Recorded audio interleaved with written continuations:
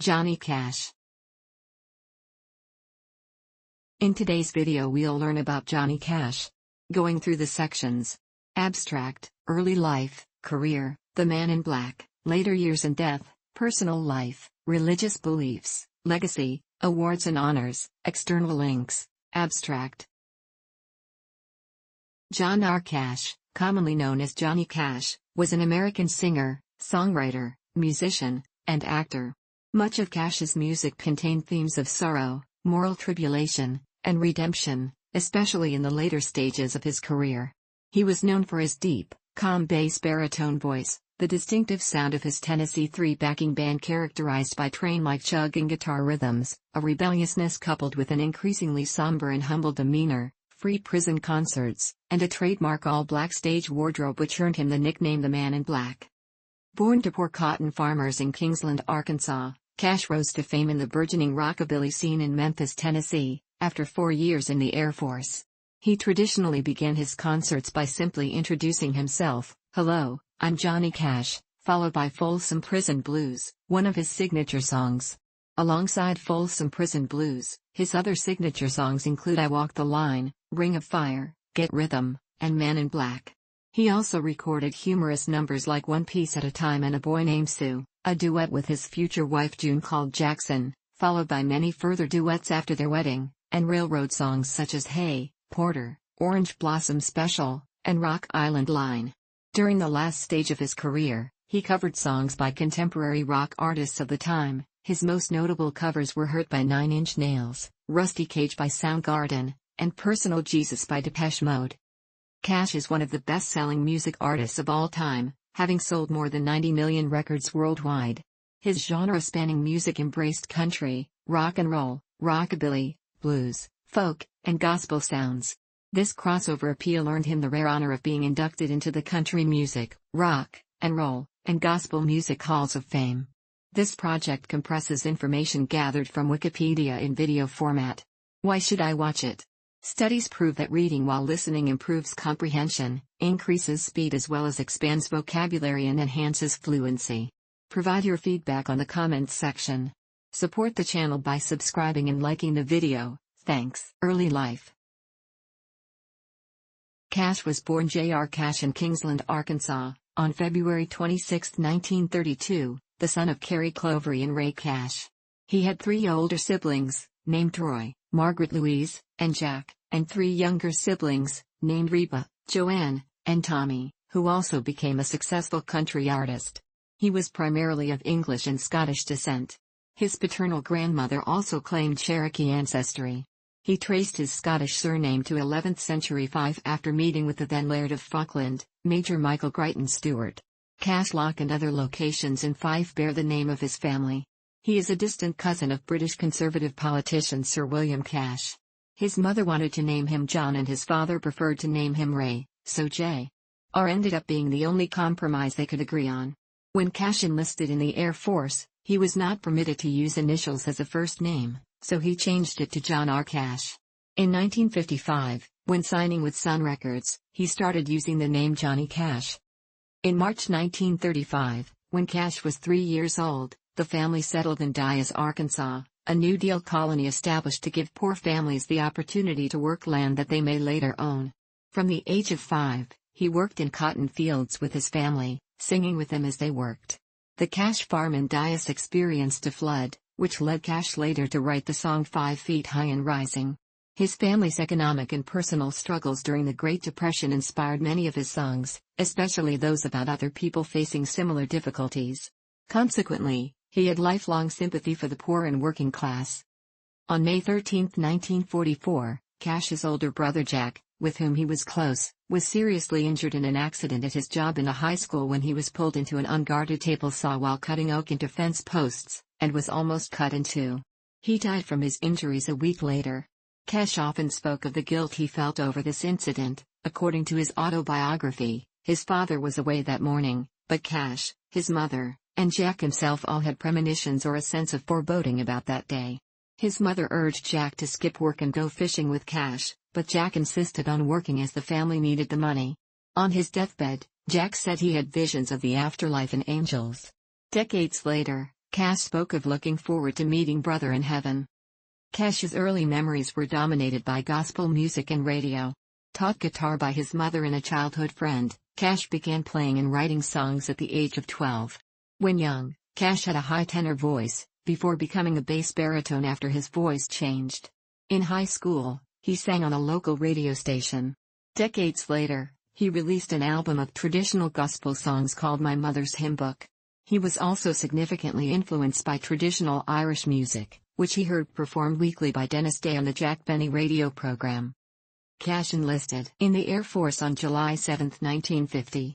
After basic training at Lackland Air Force Base and technical training at Brooks Air Force Base, both in San Antonio, Texas, Cash was assigned to the 12th Radio Squadron Mobile of the U.S. Air Force Security Service at Landsberg, West Germany.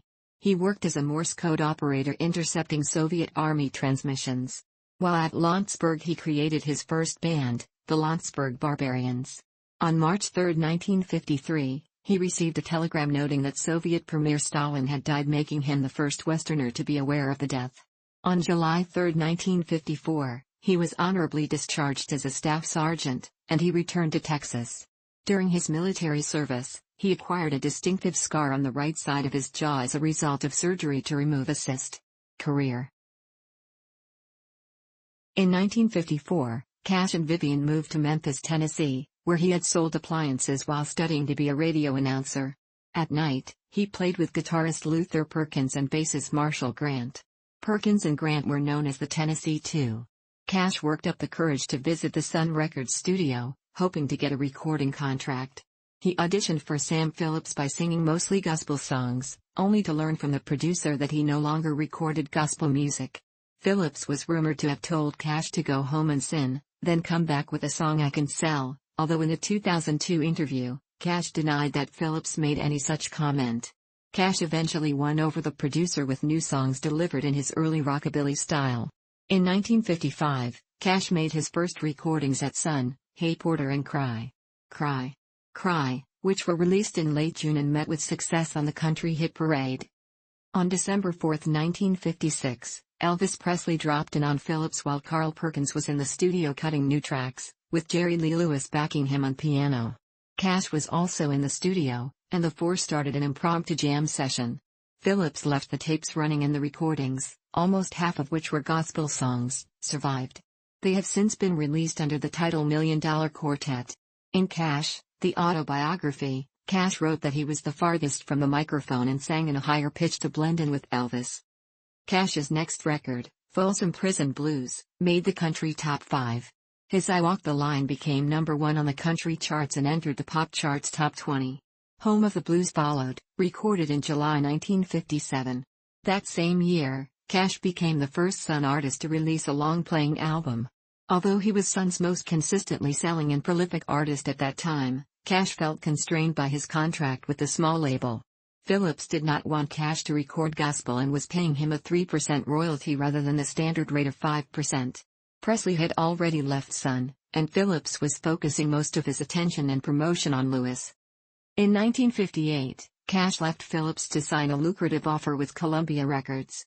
His single Don't Take Your Guns to Town became one of his biggest hits, and he recorded a collection of gospel songs for his second album for Columbia. However, Cash left behind a sufficient backlog of recordings with Sun that Phillips continued to release new singles and albums from, featuring previously unreleased material until as late as 1964. Cash was in the unusual position of having new releases out on 2 labels concurrently. Sun's 1960 release, a cover of Oh Lonesome Me, made it to number 13 on the C&W charts.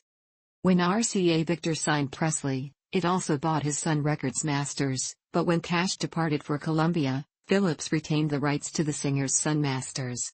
Columbia eventually licensed some of these recordings for release on compilations after Cash's death.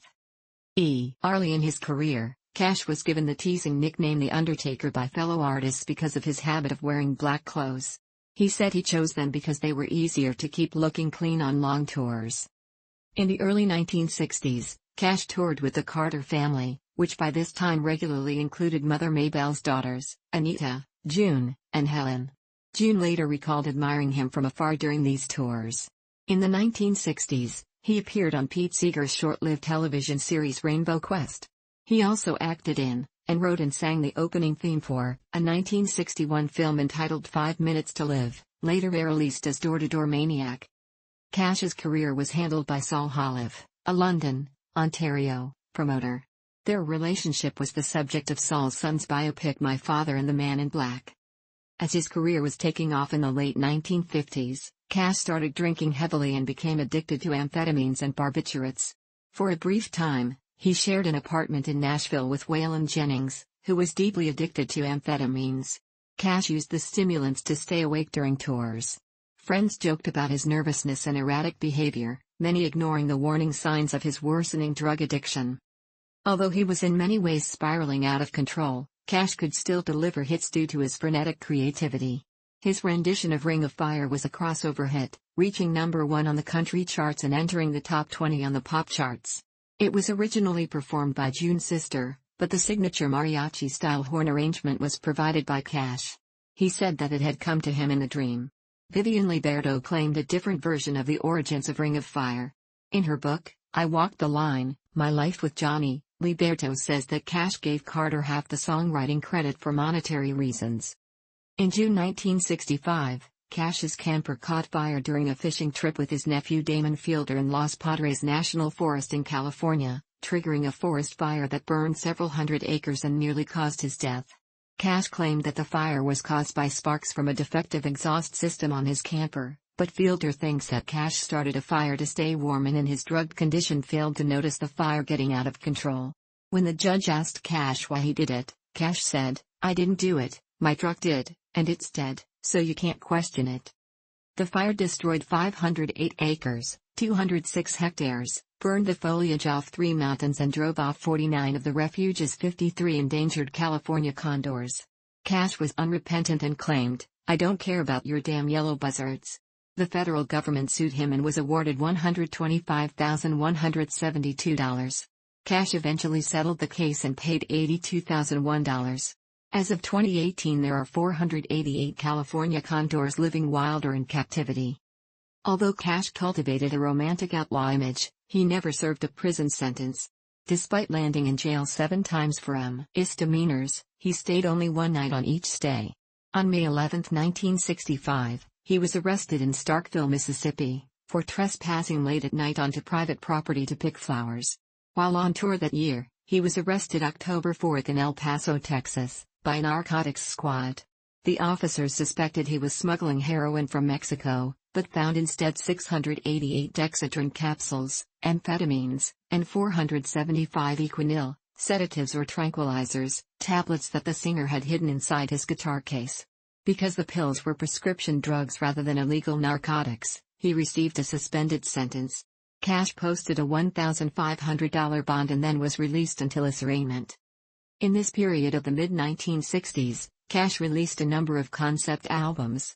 His Bitter Tears, 1964, was devoted to spoken word and songs addressing the plight of Native Americans and mistreatment by the government. While initially reaching charts, this album met with resistance from some fans and radio stations, which rejected its controversial take on social issues. In 2011, a book was published about it, leading to a re-recording of the songs by contemporary artists and the making of a documentary film about Cash's efforts with the album. This film was aired on PBS in February and November 2016. His Sings the Ballads of the True West, 1965, was an experimental double record, mixing authentic frontier songs with Cash's spoken narration. Reaching a low with his severe drug addiction and destructive behavior, Cash was divorced from his first wife and had performances cancelled, but he continued to find success. In 1967, Cash's duet with June Carter, Jackson, won a Grammy Award. Cash was last arrested in 1967 in Walker County, Georgia, after police found he was carrying a bag of prescription pills and was in a car accident.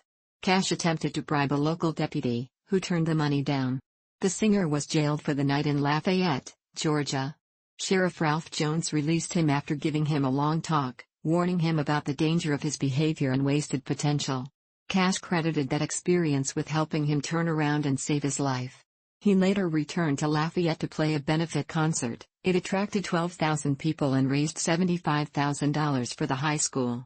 Reflecting on his past in a 1997 interview, Cash noted, "I was taking the pills for a while, and then the pills started taking me." There is an unconfirmed story that in early 1967, Cash had a spiritual epiphany in the Nickajack Cave. The story says that Cash had attempted to commit suicide while under the heavy influence of drugs. He descended deep into the cave, trying to lose himself and just die, but passed out on the floor. Utterly discouraged, he felt God's presence in his heart and struggled out of the cave, despite exhaustion, by following a faint light and slight breeze. To him, the incident represented his rebirth. June, Mayville, and Ezra Carter moved into Cash's mansion for a month to help him get off drugs. Cash proposed on stage to June on February 22, 1968, at a concert at the London Gardens in London, Ontario, Canada. The couple married a week later in Franklin, Kentucky. She had agreed to marry Cash after he had cleaned up. Cash's journey included rediscovery of his Christian faith. He took an altar call in Evangel Temple, a small church in the Nashville area, pastored by Reverend Jimmy Rogers Snow, son of country music legend Hank Snow. According to Marshall Grant, though, Cash did not completely stop using amphetamines in 1968. Cash did not end all drug use until 1970, staying drug-free for a period of 7 years. Grant claims that the birth of Cash's son, John Carter Cash, inspired Cash to end his dependence. Cash began using amphetamines again in 1977. By 1983, he was deeply addicted again and became a patient at the Betty Ford Clinic in Rancho Mirage for treatment. He stayed off drugs for several years, but relapsed. By 1989, he was dependent and entered Nashville's Cumberland Heights Alcohol and Drug Treatment Center. In 1992, he started care at the Loma Linda Behavioral Medicine Center in Loma Linda, California, for his final rehabilitation treatment. Several months later, his son followed him into this facility for treatment. Cash began performing concerts at prisons in the late 1950s. He played his first famous prison concert on January 1, 1958, at San Quentin State Prison. These performances led to a pair of highly successful live albums, Johnny Cash at Folsom Prison, 1968, and Johnny Cash at San Quentin, 1969. Both live albums reached #1 on Billboard Country Album Music, and the latter crossed over to reach the top of the Billboard Pop Album chart. In 1969, Cash became an international hit when he eclipsed even the Beatles by selling 6.5 million albums. In comparison, the prison concerts were much more successful than his later live albums, such as Strawberry Cake, recorded in London, and Live at Madison Square Garden, which peaked at numbers 33 and 39 on the album charts, respectively. The Folsom Prison record was introduced by a rendition of his Folsom Prison Blues, while the San Quentin record included the crossover hit single A Boy Named Sue, a Shel Silverstein-penned novelty song that reached #1 on the country charts and #2 on the U.S. Top 10 pop charts. The AM versions of the latter contain profanities which were edited out of the aired version. The modern CD versions are unedited, thus making them longer than on the original vinyl albums, though they retain the audience reaction overdubs of the originals. Cash performed at the Sturkö prison in Sweden in 1972. The live album P. Sturkö was released in 1973. San Quentin was recorded with Cash replacing San Quentin with Sturkö. In 1976, a concert at Tennessee State Prison was videotaped for TV broadcast, and received a belated CD release after Cash's death as a concert behind prison walls. In 1965, Cash and June Carter appeared on Pete Seeger's TV show, Rainbow Quest, on which Cash explained his start as an activist for Native Americans. Columbia, the label for which Cash was recording then, was opposed to putting the song on his next album, considering it too radical for the public. Cash singing songs of Indian tragedy and settler violence went radically against the mainstream of country music in the 1950s, which was dominated by the image of the righteous cowboy who simply makes the native soil his own. In 1964, coming off the chart success of his previous album I Walk the Line, he recorded the aforementioned album Bitter Tears, Ballads of the American Indian. We're Still Here, Johnny Cash's Bitter Tears Revisited, a documentary by Antonino D'Ambrosio tells the story of Johnny Cash's controversial concept album Bitter Tears, Ballads of the American Indian, covering the struggles of Native Americans. The film's DVD was released on August 21, 2018. The album featured stories of a multitude of Native peoples, mostly of their violent oppression by white settlers, the Pima, the Ballad of Ira Hayes, Navajo, Apache, Apache Tears, Lakota, Bigfoot, Seneca, and Cherokee, Talking Leaves. Cash wrote 3 of the songs himself and one with the help of Johnny Horton, but the majority of the protest songs were written by folk artist Peter Lafarge, son of activist and Pulitzer Prize winner Oliver Lafarge, whom Cash met in New York in the 1960s and whom he admired for his activism. The album's single, The Ballad of Ira Hayes, was neglected by non-political radio at the time, and the record label denied it any promotion due to its provocative protesting and unappealing nature. Cash faced resistance and was even urged by an editor of the country music magazine to leave the Country Music Association. "You and your crowd are just too intelligent to associate with plain country folks, country artists, and country DJs." In reaction, on August 22, 1964, Cash posted a letter as an advertisement in Billboard, calling the record industry cowardly. DJs station managers owners. "Where are your guts? I had to fight back when I realized that so many stations are afraid of Ira Hayes. Just one question, why? Ira Hayes is strong medicine. So is Rochester, Harlem, Birmingham, and Vietnam." Cash kept promoting the song himself and used his influence on radio disc jockeys he knew eventually to make the song climb to number 3 on the country charts, while the album rose to number 2 on the album charts. Later, on the Johnny Cash Show, he continued telling stories of Native American plight, both in song and through short films, such as The History of the Trail of Tears. In 1966, in response to his activism, the singer was adopted by the Seneca Nation's Turtle Clan. He performed benefits in 1968 at the Rosebud Reservation, close to the historical landmark of the massacre at Wounded Knee, to raise money to help build a school. He also played at the DQ University in the 1980s. Johnny Cash used his stardom and economic status to bring awareness to the issues surrounding the Native American people. Cash sang songs about indigenous humanity in an effort to confront the U.S. government. Many non-Native Americans stayed away from singing about these things. In 1970, Cash recorded a reading of John G. Burnett's 1890, 80th birthday essay on Cherokee removal for the Historical Landmarks Association, Nashville. From June 1969 to March 1971, Cash starred in his own television show, The Johnny Cash Show, on the ABC network. Produced by Screen Gems, the show was performed at the Ryman Auditorium in Nashville. The Statler brothers opened for him in every episode. The Carter family and rockabilly legend Carl Perkins were also part of the regular show entourage. Cash also enjoyed booking mainstream performers as guests, including Linda Ronstadt in her first TV appearance, Neil Young, Louis Armstrong, Neil Diamond, Kenny Rogers in the first edition, who appeared 4 times, James Taylor, Ray Charles, Roger Miller, Roy Orbison, Derek and the Dominos, Joni Mitchell, and Bob Dylan. From September 15–18, 1969, in Albuquerque, New Mexico, he performed a series of 4 concerts at the New Mexico State Fair to promote the first season of The Johnny Cash Show. These live shows were produced with help from ABC and local concert producer Benny Sanchez. During these sets, Johnny Cash and Al Hurricane performed together. Also during the Johnny Cash Show era, he contributed the title song and other songs to the film Little Foss and Big Halsey, which starred Robert Redford, Michael J. Pollard, and Lauren Hutton. The title song, The Ballad of Little Foss and Big Halsey, written by Carl Perkins, was nominated for a Golden Globe Award in 1971. Cash had first met with Dylan in the mid-1960s and became neighbors in the late 1960s in Woodstock, New York. Cash was enthusiastic about reintroducing the reclusive Dylan to his audience. Cash sang a duet with Dylan, Girl from the North Country, on Dylan's country album Nashville Skyline, and also wrote the album's Grammy-winning liner notes. Another artist who received a major career boost from the Johnny Cash Show was Chris Christopherson, who was beginning to make a name for himself as a singer-songwriter. During a live performance of Christopherson's Sunday Morning Comin' Down, Cash refused to change the lyrics to suit network executives, singing the song with its references to marijuana intact. On a Sunday morning sidewalk. I'm wishin', Lord, that I was stoned.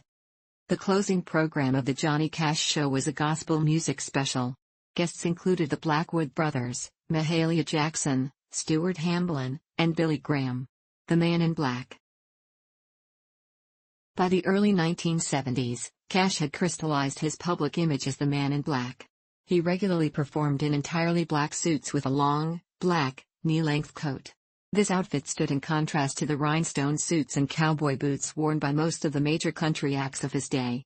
In 1971, he wrote the song Man in Black to help explain his dress code. "We're doing mighty fine, I do suppose, in our streak of lightning cars and fancy clothes.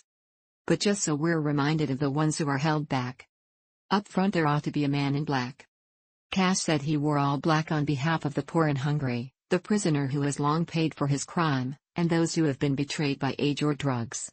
He added, "With the Vietnam War as painful in my mind as it was in most other Americans, I wore it in mourning for the lives that could have been.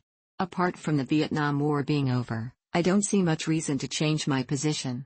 The old are still neglected, the poor are still poor, the young are still dying before their time, and we're not making many moves to make things right. There's still plenty of darkness to carry off." His band and he had initially worn black shirts because that was the only matching color they had among their various outfits. He wore other colors on stage early in his career, but he claimed to like wearing black both on and off stage. He stated that political reasons aside, he simply liked black as his on-stage color. The outdated U.S. Navy's winter blue uniform used to be referred to by sailors as Johnny Cash's, as the uniform's shirt, tie, and trousers are solid black. In the mid-1970s, Cash's popularity and number of hit songs began to decline. He made commercials for Amoco and STP, an unpopular enterprise at the time of the 1970s energy crisis. In 1976, he made commercials for Lionel Trains, for which he also wrote the music. However, his first autobiography, Man in Black, was published in 1975 and sold 1.3 million copies. A second, Cash, the autobiography, appeared in 1997. Cash's friendship with Billy Graham led to his production of a film about the life of Jesus, The Gospel Road, which Cash co-wrote and narrated. It was released in 1973. Cash viewed the film as a statement of his personal faith rather than a means of proselytizing. Cash and June Carter Cash appeared several times on the Billy Graham Crusade TV specials, and Cash continued to include gospel and religious songs on many of his albums, though Columbia declined to release A Believer Sings the Truth, a gospel double LP Cash recorded in 1979 and which ended up being released on an independent label even with Cash still under contract to Columbia. On November 22, 1974, CBS ran his one-hour TV special entitled Riding the Rails, A Musical History of Trains. He continued to appear on television, hosting Christmas specials on CBS in the late 1970s and early 1980s. Later television appearances included a starring role in an episode of Columbo, entitled SW and Song. June and he appeared in an episode of Little House on the Prairie, entitled The Collection. He gave a performance as abolitionist John Brown in the 1985 American Civil War television miniseries North and South. In the 1990s, Johnny and June appeared in Dr. Quinn, Medicine Woman in recurring roles. He was friendly with every U.S. president, starting with Richard Nixon. He was closest to Jimmy Carter, with whom he became close friends and who was a distant cousin of his wife, June. When invited to perform at the White House for the first time in 1970, Richard Nixon's office requested that he play Okie for Muskogee, a satirical Merle Haggard song about people who despised hippies, young drug users and Vietnam War protesters, Welfare Cadillac, a Guy Drake song which chastises the integrity of welfare recipients, and A Boy Named Sue. Cash declined to play the first two and instead selected other songs, including the Ballad of Ira Hayes, and his own compositions, What is Truth and Man in Black. Cash wrote that the reasons for denying Nixon's song choices were not knowing them and having fairly short notice to rehearse them, rather than any political reason. However, Cash added, even if Nixon's office had given Cash enough time to learn and rehearse the songs, their choice of pieces that conveyed anti-hippie and anti-black sentiments might have backfired. In his remarks when introducing Cash, Nixon joked that one thing he had learned about the singer was one did not tell him what to sing. Johnny Cash was the Grand Marshal of the United States Bicentennial Parade. He wore a shirt from Nudie Cone which sold for $25,000 in auction in 2010. After the parade he gave a concert at the Washington Monument. In 1980, Cash became the Country Music Hall of Fame's youngest living inductee at age 48, but during the 1980s, his records failed to make a major impact on the country charts, although he continued to tour successfully. In the mid-1980s, he recorded and toured with Waylon Jennings, Willie Nelson, and Chris Christopherson as the Highwaymen, making 3 hit albums, which were released beginning with the originally titled Highwayman in 1985, followed by Highwayman 2 in 1990, and concluding with Highwayman The Road Goes On Forever in 1995. During that period, Cash appeared in a number of television films. In 1981, he starred in The Pride of Jesse Hallam, winning fine reviews for a film that called attention to adult illiteracy. In the same year, Cash appeared as a very special guest star in an episode of The Muppet Show. In 1983, he appeared as a heroic sheriff in Murder in Coweta County, based on a real-life Georgia murder case, which co-starred Andy Griffith as his nemesis and featured June Carter in a small but important role. Cash had tried for years to make the film, for which he won acclaim. Cash relapsed into addiction after being administered painkillers for a serious abdominal injury in 1983 caused by an unusual incident in He was kicked and wounded by an ostrich he kept on his farm. At a hospital visit in 1988, this time to watch over Waylon Jennings, who was recovering from a heart attack, Jennings suggested that Cash have himself checked into the hospital for his own heart condition. Doctors recommended preventive heart surgery, and Cash underwent double bypass surgery in the same hospital. Both recovered, although Cash refused to use any prescription painkillers, fearing a relapse into dependency. Cash later claimed that during his operation, he had what is called a near-death experience. Cash's recording career and his general relationship with the Nashville establishment were at an all-time low in the 1980s. He realized that his record label of nearly 30 years, Columbia, was growing indifferent to him and was not properly marketing him. In 1984, Cash released a self-parody recording titled Chicken in Black about Cash's brain being transplanted into a chicken and Cash receiving a bank robber's brain in return. Biographer Robert Hilburn, in his 2013 book Johnny Cash, The Life, disputes the claim made that Cash chose to record an intentionally poor song in protest of Columbia's treatment of him. On the contrary, Hilburn writes, it was Columbia that presented Cash with the song, which Cash, who had previously scored major chart hits with comedic material such as A Boy Named Sue and One Piece at a Time, accepted enthusiastically, performing the song live on stage and filming a comedic music video in which he dresses up in a superhero-like bank robber costume. According to Hilburn, Cash's enthusiasm for the song waned after Waylon Jennings told Cash he looked like a buffoon in the music video, which was showcased during Cash's 1984 Christmas TV special, and Cash subsequently demanded that Columbia withdraw the music video from broadcast and recall the single from stores, interrupting its bona fide chart success on termed the venture a fiasco. Between 1981 and 1984, he recorded several sessions with famed countrypolitan producer Billy Sherrill, who also produced Chicken in Black, which were shelved. They would be released by Columbia's sister label, Legacy Recordings, in 2014 as Out Among the Stars.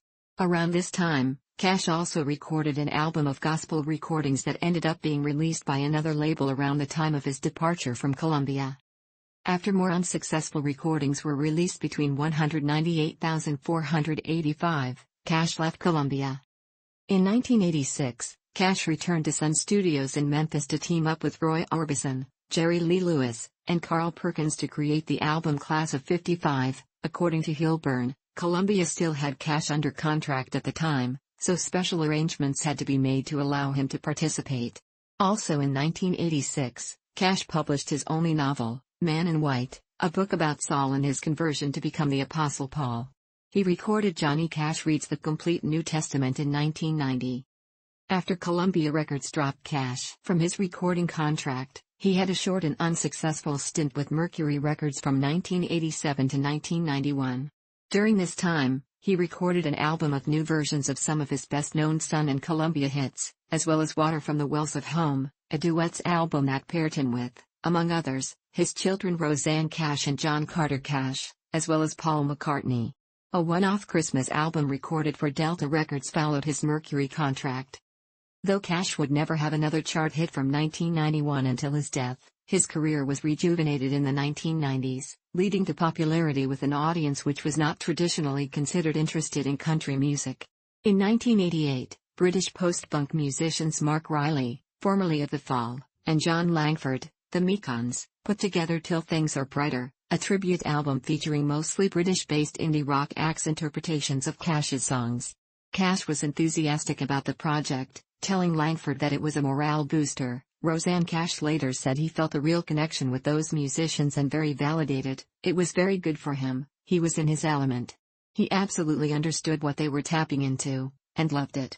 The album attracted press attention on both sides of the Atlantic. In 1991, he sang a version of Man in Black for the Christian punk band One Bad Pig's album I Scream Sunday. In 1993, he sang The Wanderer, the closing track of U2's album Europa.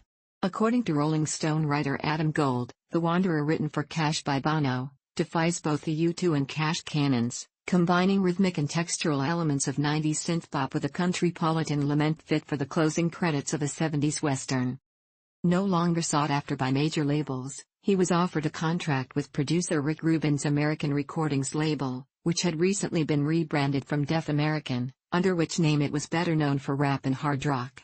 Under Rubin's supervision, he recorded American Recordings, 1994, in his living room, accompanied only by his Martin Dreadnought guitar, one of many Cash played throughout his career. The album featured covers of contemporary artists selected by Rubin, including Down There by the Train by Tom Waits. The album had a great deal of critical and commercial success, winning a Grammy for Best Contemporary Folk Album.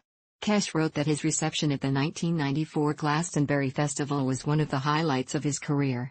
This was the beginning of a decade of music industry accolades and commercial success. He teamed up with Brooks and Dunn to contribute Folsom Prison Blues to the AIDS benefit album Red Hot Plus Country, produced by the Red Hot Organization. On the same album, he performed the Bob Dylan favorite Forever Young. Cash and his wife appeared on a number of episodes of the television series Dr. Quinn, Medicine Woman. He also lent his voice for a cameo role in The Simpsons episode El Viaje Misterioso de Nuestro Homer, The Mysterious Voyage of Homer, as the space coyote that guides Homer Simpson on a spiritual quest. Cash was joined by guitarist Kim Thayil of Soundgarden, bassist Chris Novoselic of Nirvana, and drummer Sean Kinney of Alice in Chains for a cover of Willie Nelson's Time of the Preacher, featured on the tribute album Twisted Willie, released in January 1996. In 1996, Cash enlisted the accompaniment of Tom Petty and the Heartbreakers and released Unchained, also known as American Recordings 2, which won the Best Country Album Grammy in 1998. The album was produced by Rick Rubin with Sylvia Massey engineering and mixing. A majority of Unchained was recorded at Sound City Studios and featured guest appearances by Lindsey Buckingham, Mick Fleetwood, and Marty Stewart. Believing he did not explain enough of himself in his 1975 autobiography Man in Black, he wrote Cash, the autobiography, in 1997. Later years and death. In 1997, during a trip to New York City, Cash was diagnosed with the neurodegenerative disease Shy-Drager syndrome, a form of multiple system atrophy. According to biographer Robert Hilburn, the disease was originally misdiagnosed as Parkinson's disease, and Cash even announced to his audience that he had Parkinson's after nearly collapsing on stage in Flint, Michigan, on October 25, 1997. Soon afterwards, his diagnosis was changed to Shy-Drager, and Cash was told he had about 18 months to live. The diagnosis was later again altered to autonomic neuropathy associated with diabetes. The illness forced Cash to curtail his touring. He was hospitalized in 1998 with severe pneumonia, which damaged his lungs. During the last stage of his career, Cash released the albums American 3, Solitary Man, 2000, and American 4, The Man Comes Around, 2002. American 4 included cover songs by several late 20th century rock artists, notably Hurt by Nine Inch Nails and Personal Jesus by Depeche Mode. Trent Reznor of Nine Inch Nails commented that he was initially skeptical about Cash's plan to cover Hurt, but was later impressed and moved by the rendition. The video for Hurt received critical and popular acclaim, including a Grammy Award. June Carter Cash died on May 15, 2003, aged 73. June had told Cash to keep working, so he continued to record, completing 60 songs in the last 4 months of his life. He even performed surprise shows at the Carter family fold outside Bristol, Virginia. At the July 5, 2003, concert, his last public performance, before singing Ring of Fire, Cash read a statement that he had written shortly before taking the stage. The spirit of June Carter overshadows me tonight with the love she had for me and the love I have for her. We connect somewhere between here and heaven. She came down for a short visit, I guess, from heaven to visit with me tonight to give me courage and inspiration like she always has. She's never been one for me except courage and inspiration. I thank God for June Carter. I love her with all my heart. Cash continued to record until shortly before his death. When June died, it tore him up, Rick Rubin recalled. He said to me, "You have to keep me working because I will die if I don't have something to do." He was in a wheelchair by then and we set him up at his home in Virginia. I couldn't listen to those recordings for 2 years after he died and it was heartbreaking when we did. Cash's final recordings were made on August 21, 2003, and consisted of Like the 309, which appeared on American V. 100 Highways in 2006, and the final song he completed, Engine 143, recorded for his son John Carter. Cash's planned Carter Family Tribute album. While being hospitalized at Baptist Hospital in Nashville, Cash died of complications from diabetes around 2 a.m. CT on September 12, 2003, aged 71, less than 4 months after his wife. He was buried next to her in Hendersonville Memory Gardens near his home in Hendersonville, Tennessee. Personal life. On July 18, 1951, while in Air Force basic training, Cash met 17-year-old Italian-American Vivian Liberto at a roller skating rink in San Antonio, Texas. They dated for 3 weeks until Cash was deployed to West Germany for a 3-year tour. During that time, the couple exchanged hundreds of love letters. On August 7, 1954, 1 month after his discharge, they were married at St. Anne's Roman Catholic Church in San Antonio. The wedding mass was offered by Vivian's uncle, a Catholic priest named Father Vincent Liberto. They had 4 daughters, Roseanne, Kathy, Cindy, and Tara. In 1961, Cash moved his family to a hilltop home overlooking Casitas Springs, California. He had previously moved his parents to the area to run a small trailer park called the Johnny Cash Trailer Park. His drinking led to several run-ins with local law enforcement. Liberto later said that she had filed for divorce in 1966 because of Cash's severe drug and alcohol abuse, as well as his constant touring, his repeated acts of adultery with other women, and his close relationship with singer June Carter. Their 4 daughters were then raised by their mother. Cash met June of the famed Carter family while on tour, and the two became infatuated with each other. In 1968, 13 years after they first met backstage at the Grand Ole Opry, Cash proposed to June, during a live performance in London, Ontario. The couple married on March 1, 1968, in Franklin, Kentucky. They had 1 child together, John Carter Cash, born March 3, 1970. He was the only son for both Johnny and June. In addition to having his 4 daughters and John Carter, Cash also became stepfather to Carlene and Rosie, June's daughters from her first 2 marriages. Cash and Carter continued to work, raise their child, create music, and tour together for 35 years until June's death in May 2003. Throughout their marriage, June attempted to keep Cash off amphetamines, often taking his drugs and flushing them down the toilet. June remained with him even throughout his multiple admissions for rehabilitation treatment and decades of drug addiction. After June's death in 2003, Cash believed that his only reason for living was his music. He died 4 months after her. Religious beliefs. Cash was raised by his parents in the Southern Baptist denomination of Christianity. He was baptized in 1944 in the Tyrone River as a member of the Central Baptist Church of Dyess, Arkansas. A troubled but devout Christian, Cash has been characterized as a lens through which to view American contradictions and challenges. On May 9, 1971, he answered the altar call at Evangel Temple, an Assemblies of God congregation pastored by Jimmy R. Snow with outreach to people in the music world. A biblical scholar, Cash penned a Christian novel, Man in White, in 1986, and in the introduction writes about a reporter who, interested in Cash's religious beliefs, questioned whether the book is written from a Baptist, Catholic, or Jewish perspective. Cash replies, "I'm a Christian. Don't put me in another box." In the mid-1970s, Cash and his wife, June, completed a course of study in the Bible through Christian International Bible College. 66 He often performed at Billy Graham crusades. At a Tallahassee crusade in 1986, June and Johnny sang his song "One of These Days I'm Gonna Sit Down and Talk to Paul." At a notable performance in Arkansas in 1989, Johnny Cash spoke to attendees of his commitment to the salvation of drug dealers and alcoholics. He then sang Family Bible. He recorded several gospel albums and made a spoken word recording of the entire New King James Version of the New Testament. Cash declared he was the biggest sinner of them all, and viewed himself overall as a complicated and contradictory man. Accordingly, Cash is said to have contained multitudes, and has been deemed the philosopher prince of American country music. Cash is credited with having converted actor and singer John Schneider to Christianity. Legacy. Cash's daughter Roseanne, by first wife Vivian Liberto, and his son John Carter Cash, by June Carter Cash, are notable musicians in their own right. Cash nurtured and defended artists, such as Bob Dylan, on the fringes of what was acceptable in country music, even while serving as the country music establishment's most visible symbol.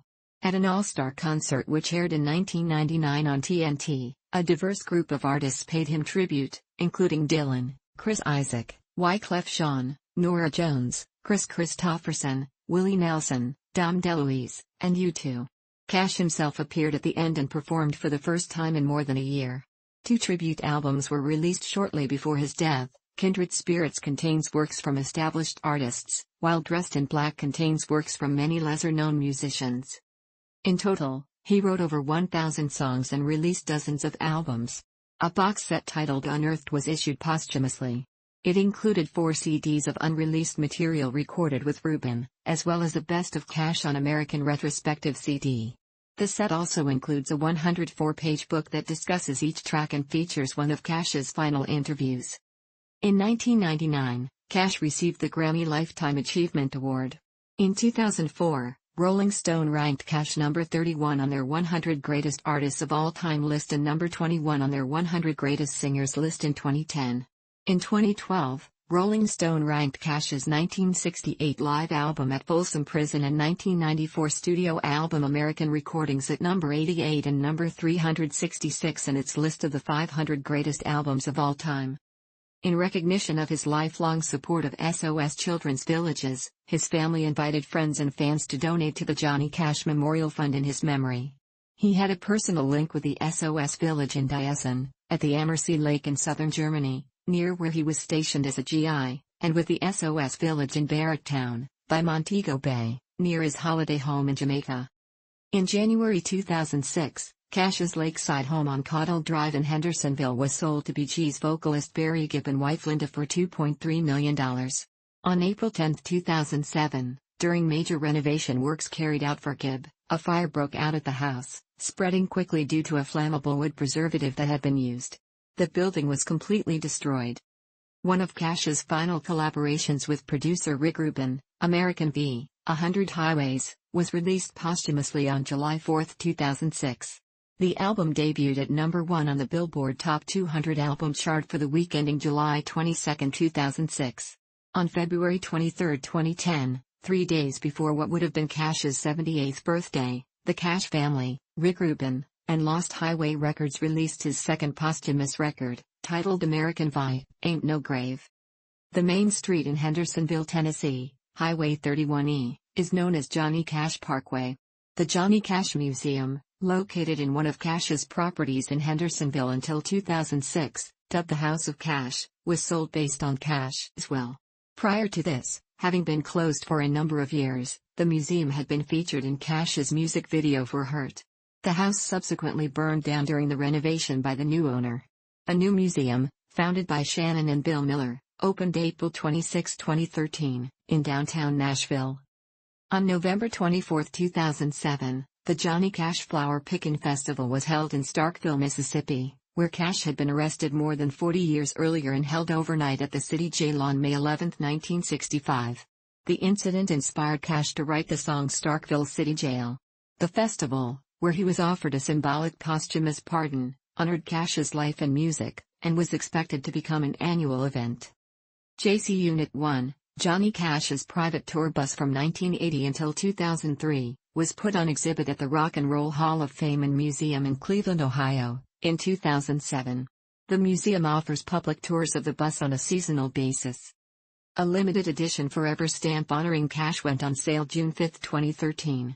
The stamp features a promotional picture of Cash taken around the 1963 release of Ring of Fire, the best of Johnny Cash.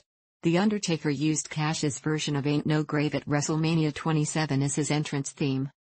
On October 14, 2014, the city of Folsom unveiled Phase 1 of the Johnny Cash Trail to the public with a dedication and ribbon-cutting ceremony attended by Roseanne Cash. Along the trail, 8 larger-than-life public art pieces will tell the story of Johnny Cash, his connection to Folsom Prison, and his epic musical career. The Johnny Cash Trail features art selected by a committee that included Cindy Cash, a 2-acre, 0.81 hectares, legacy park, and over 3 miles, 4.8 kilometers, of multi-use Class I bike trail. The artists responsible for the sculptures are Sacramento-based Romo Studios, LLC and the Fine Art Studio of Rotblat Omrny, from Illinois. In 2015, a new species of black tarantula was identified near Folsom Prison and named ffmpeg Johnny Cash in his honor.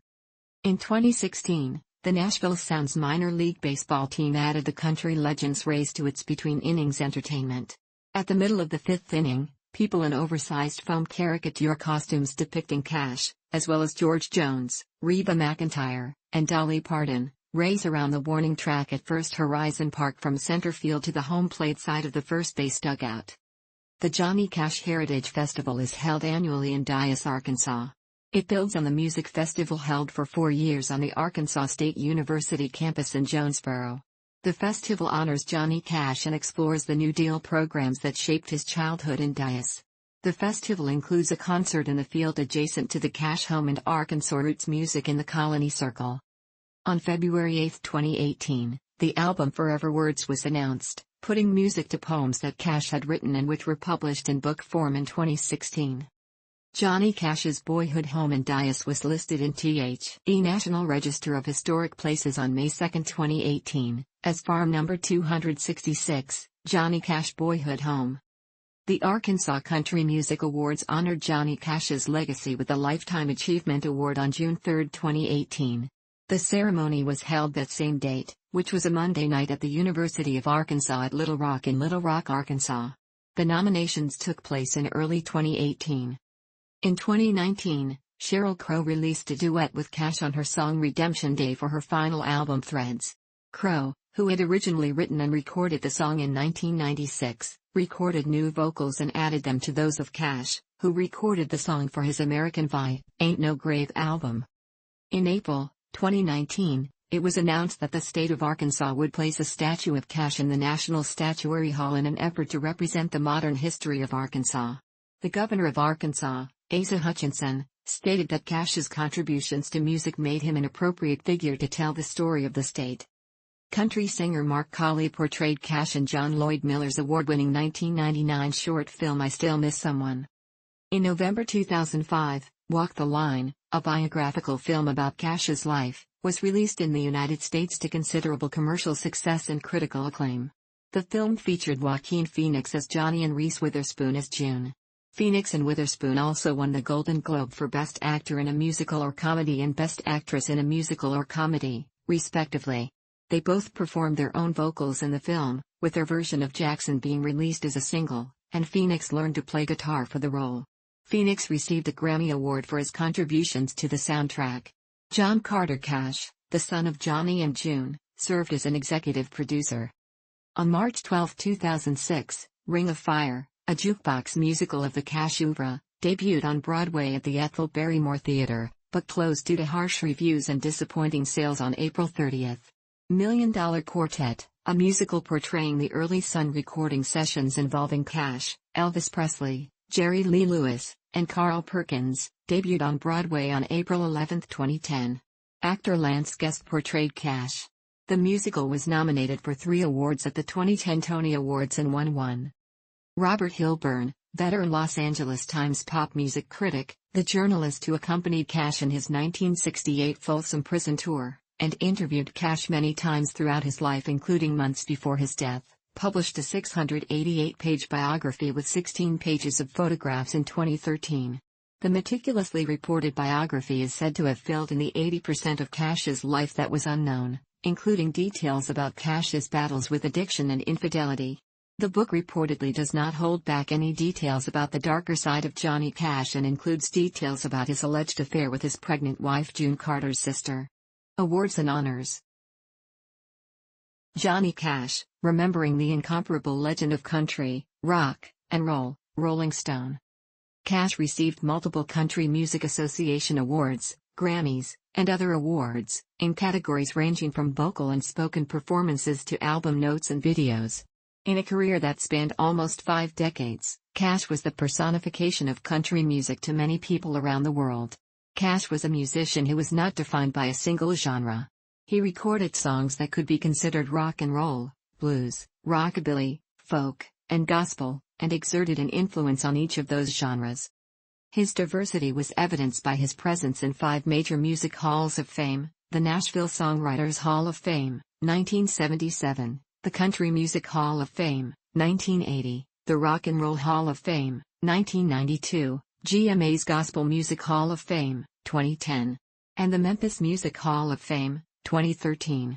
Marking his death in 2003, Rolling Stone stated other than Elvis Presley, Cash was the only artist inducted as a performer into both the Country Music Hall of Fame and the Rock and Roll Hall of Fame. His contributions to the genre have been recognized by the Rockabilly Hall of Fame. Cash received the Kennedy Center Honors in 1996 and stated that his induction into the Country Music Hall of Fame in 1980 was his greatest professional achievement. In 2001, he was awarded the National Medal of Arts. Hurt was nominated for 6 VMAs at the 2003 MTV Video Music Awards. The only VMA the video won was that for Best Cinematography. With the video, Johnny Cash became the oldest artist ever nominated for an MTV Video Music Award. Justin Timberlake, who won Best Video that year for Cry Me a River, said in his acceptance speech, "This is a travesty. I demand a recount. My grandfather raised me on Johnny Cash, and I think he deserves this more than any of us in here tonight."